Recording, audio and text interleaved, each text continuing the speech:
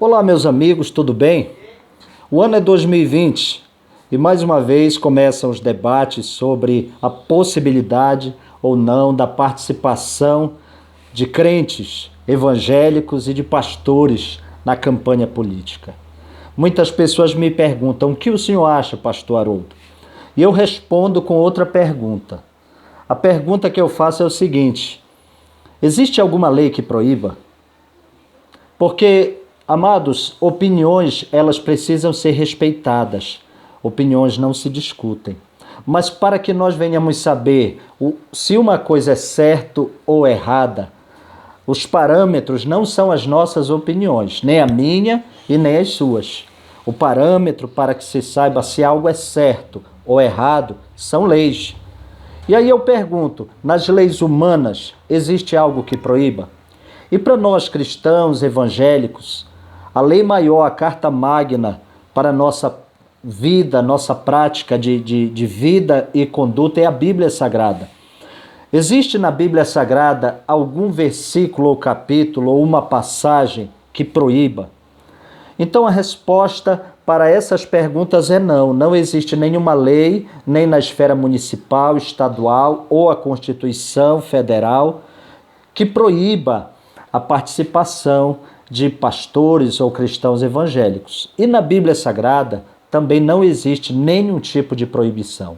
Opiniões, repito, devem ser respeitadas, mas o parâmetro para as nossas decisões ou a nossa convicção do que é certo e errado não pode ser meramente opiniões subjetivas, mas a lei ou leis objetivamente.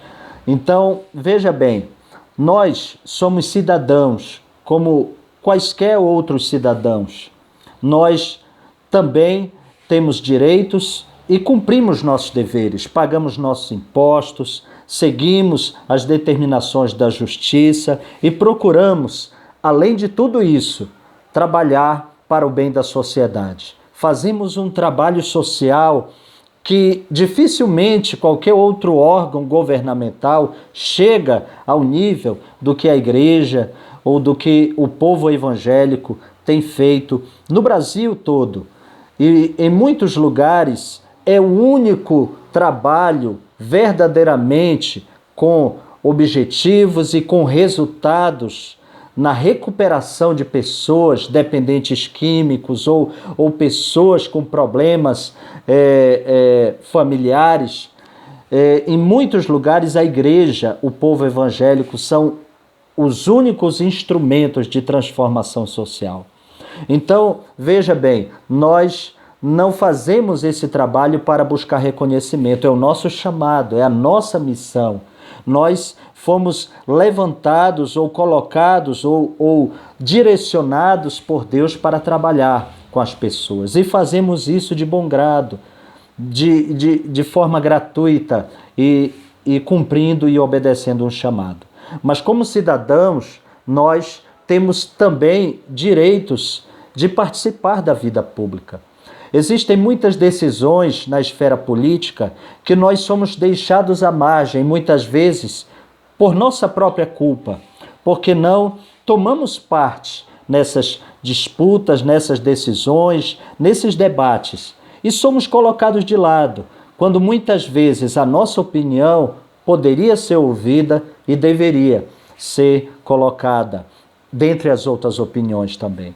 Então, veja, não só é um direito, mas eu acredito que um dever do povo cristão participar da vida pública, da vida inclusive política, porque se os mais diversos grupos, eles trabalham, se organizam e se colocam à disposição para participar da disputa política eleitoral, por que não também o povo evangélico e até mesmo suas lideranças? Veja, o problema não é a participação ou não participação. O problema muitas vezes é a motivação. Nós precisamos sondar ou permitir que Deus sonde os nossos corações. Não precisamos agir ou não podemos agir movidos pela sede ou fome de poder. Mas como diz a palavra de Deus, bem-aventurados os que têm fome e sede de justiça, porque eles serão fartos.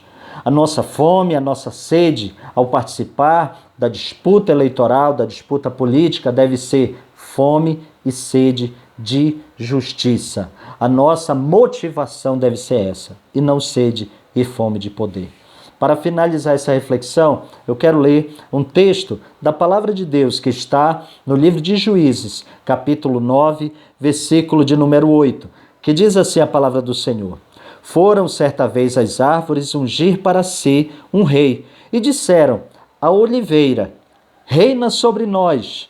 Porém, a oliveira lhes respondeu, deixaria eu o meu óleo, que Deus e os homens em mim prezam, e iria pairar sobre as árvores?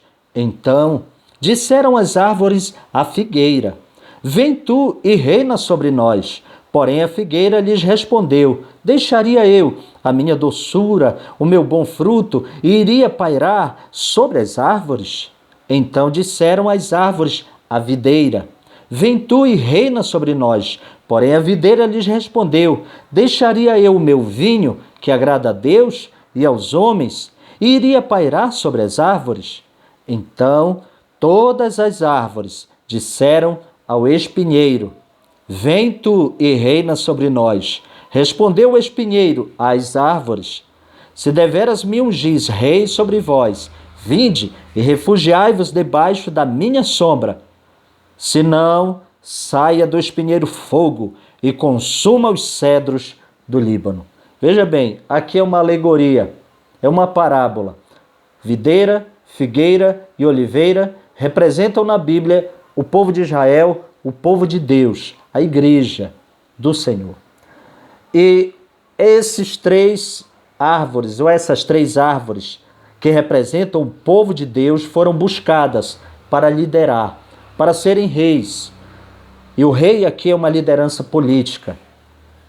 E nenhuma delas quis ocupar essa posição porque disse, eu já tenho meu trabalho, a minha função, meu chamado não é esse, e então se omitiram. Até que buscaram as outras árvores o espinheiro. O espinheiro representa aquele governante ruim, que na sua primeira determinação aqui já foi uma determinação ditatorial, injusta, para consumir com fogo. Então, o que a gente aprende aqui é que aquilo que o Martin Luther King falou certa vez pode se aplicar nessa passagem. Quando os bons se omitem, os maus tomam conta. Ou melhor, o que mais nos causa espanto, dizia Martin Luther King, não é o silêncio, não é a maldade dos que são maus, mas o silêncio daqueles que devem ser bons. Então, veja, aqui, amados, a palavra de Deus nos dá um exemplo, uma parábola. Isso daqui é uma alegoria, para a gente refletir. Reflita e pense nisso. E fique com a sua opinião. Ou talvez, quem sabe eu possa ter lhe ajudado a mudar de opinião. Deus te abençoe, em nome de Jesus.